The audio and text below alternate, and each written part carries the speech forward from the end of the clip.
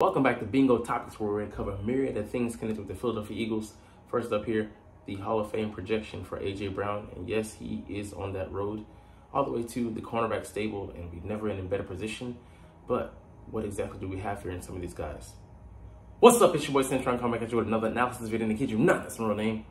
5 Eagles thoughts, A.J. Brown's Hall of Fame trajectory, the quarterback market, and much, much more. So we're going to look at these not through the lens of how they relate to other teams, because we're Eagle-centric here. We're going to put a twist on it and try and coalesce it into how it's connected with us. And it may be something that may go off topic or may project to another area, but we're going to make it make sense. Anyways, this guy here, this stud, A.J. Brown, Ariel Jeremiah, I forget his name, but he's been a gold mine since he's been here in Philly since 2002. You see the numbers he's had: 88 catches, 1496, more explosive that year, 2 years ago, 11 TDs put up. But last year, pretty damn good, especially during the 6-game stretch where he had 125 receiving yards, set in the NFL record. But I mean, each game. That being said, it was sad to see that he didn't have a better play calling situation that really stymied his growth last year. But still, even that being said, he went out and produced, on pace for a Hall of Fame career: 5,947 receiving yards, 379 catches, 42 receiving TDs in 5 years. And if you just give him 5 more 1,000-yard seasons, assuming he'll reach that number, which he'll probably supersede, that gives him 10,000 plus yards, which is a good barometer to just start to say, hey, this guy is knocking on the door. And he's gonna have a good running mate for the foreseeable future in Devonta Smith. Maybe it'll get him a number 3 that can also take some heat off him. We'll see how Dallas Goedert, with his contract situation, gets extended, or whether he continues to even be a part of this team. But AJ's gonna be AJ. He's a physical guy. His physical tools aren't gonna just disappear overnight. He's a physical receiver, and within the first 5 yards, he's able to body guys, be able to use that physicality to secure the catch. He's never been a speed guy, a deep threat. He's pretty fast for a guy his size, especially. But what makes him special is his ability to come down with those contested catches and just the physical element that he provides. So he's off to a damn good start. You see only a handful of guys have a better start than him, and only one of them is not really slated to go to the Hall of Fame, which AJ, he could qualify one day. But I think he has the numbers, but he's definitely been underrated, or whatever. But hey, I mean, I like to see that he's taking it hard. We're getting to it on a short. He didn't feel satisfied with the way last season ended, or he performed, even given the stellar numbers he put up. But man, what a character, what a champion, what a striver. He's continually trying to get better, and you saw his physicality, his physical being this offseason. Great shape, and he's continuing to work on his craft. All right, anyways, next topic. Isaiah Rodgers looks like a legitimate starting corner. Yeah, we have a gaggle of them, and we have, I mean, I don't remember us being in such good, such a good situation. Our top 4 guys, maybe even 5, could, including Cooper DeJean, could start on the outside for somebody, across the league. Definitely, you'd like to say that, because Cooper, he went in the 2nd round, but there was high valuations on him across the league. But yeah, man, these guys, they're going to be, good competition. We're really going to see next month when training camp starts, what we have. But I mean, I couldn't have pictured us having this good of a situation. I thought, if we just let it ride with, I thought we weren't going to get a cornerback the caliber of Quinion, but just consider we just brought him in, it would have been him and Rodgers and Slay. But Keeley, he looks improved from last year. That's 4. Then we went ahead and doubled up and got DeJean. That's 5. And then we got all the potential guys, you know, in the slot. Sean Stephens could be a factor next year, potentially, you know. Avonte Maddox can also, you know, pitch in a safety, moonlight there. But he's just starting nickel for the moment. So, I mean, we are absolutely overwhelmed. And the thing about last year, we didn't have depth issues. We had inadequate depth. You know, we had Eli Ricks. We had Mekhi Garner, who was miscast, who's now trying out for safety. We had, let's see, what's his name? I've already written his name. The free agent cornerback we signed, Bradley Roby, who just was slap shot, you know, just sloppy technique in his tackling.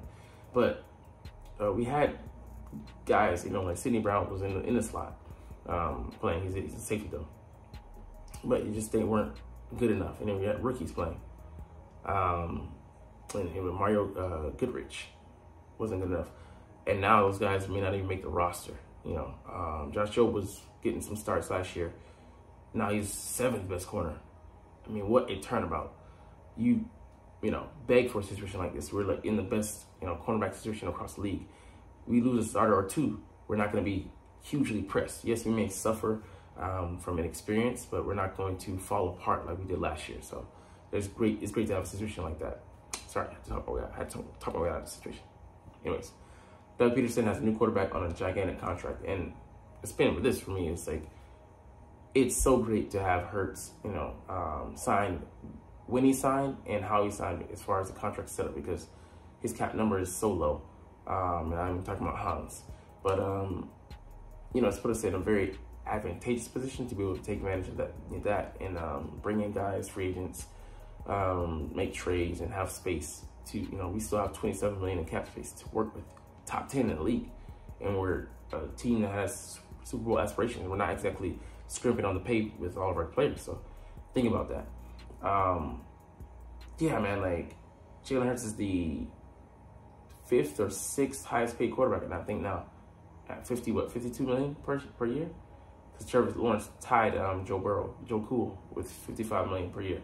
So, I mean, the numbers just keep going up and up and up. And the further along you go, the better that contract is going to look.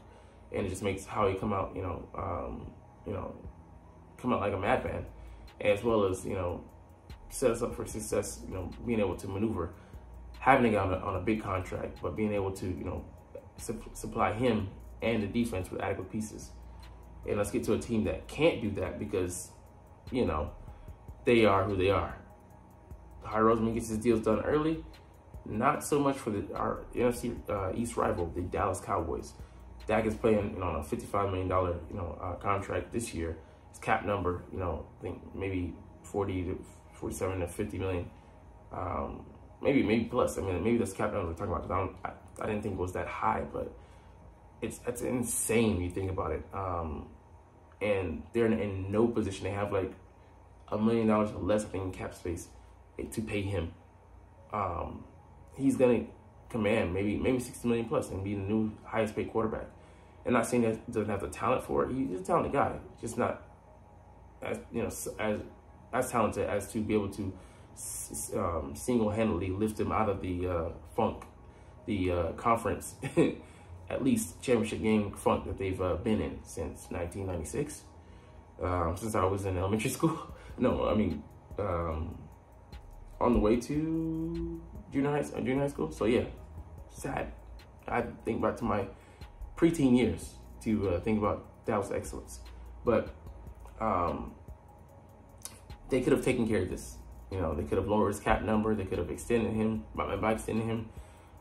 Could have extended him earlier, you know, to take care of these things. But they want to hedge their bets. Jerry wants to sell wolf tickets, get these Cowboys fans in those seats, but not really guarantee them much. And, you know, a lot. I mean, some of the hardliner fans keep falling for the okie doke year after year. And you're like, what? I mean, I want to have the faith of a Dallas Cowboy fan.